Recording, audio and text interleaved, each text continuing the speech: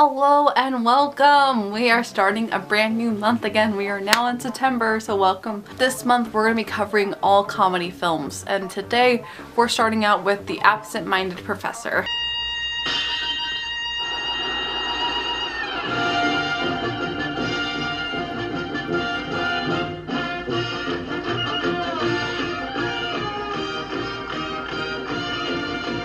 The Absent-Minded Professor was released in 1961, and it stars Fred MacMurray as well as Nancy Olson, and it is the original Flubber. We're going to talk about Robin Williams' Flubber in a couple days, but this one was the original one, and I didn't realize this. I had no idea what it was about, so it was cool to see, and I am very familiar with Robin Williams' Flubber already, so it's easy to compare the differences between this one and the remake.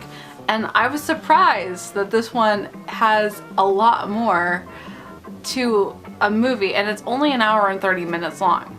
So it's still a short film, but they go through things so much quicker, and it's very plot centered. You have Professor Brainer, and of course, it's same scenario where he is gonna get married to Betsy, but he misses his wedding and instead discovers Flubber.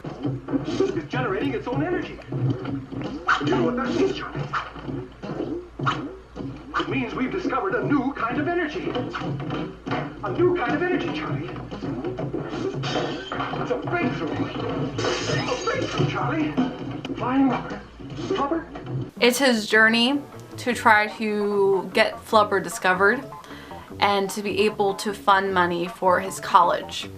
At the same time, he has one of his students who's a really big basketball player, and he's really dumb.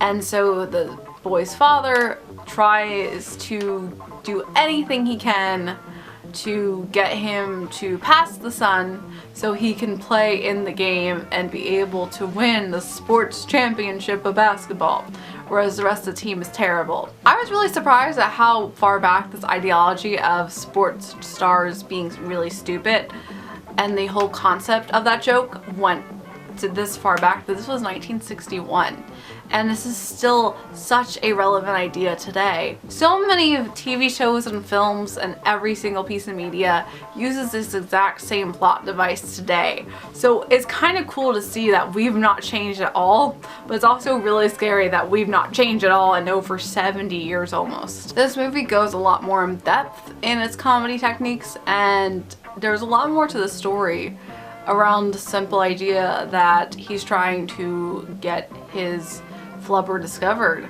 But it's very simple and it's very old-fashioned. I really do appreciate it. It's a really fun film. It's a really fun comedy, but it's nice to see that you can still enjoy these films today, and they really are timeless. There was a sequel called Son of Flubber, and we're going to talk about that tomorrow. So you can stay tuned, and as always, I hope you have a magical day, and I will see you real soon.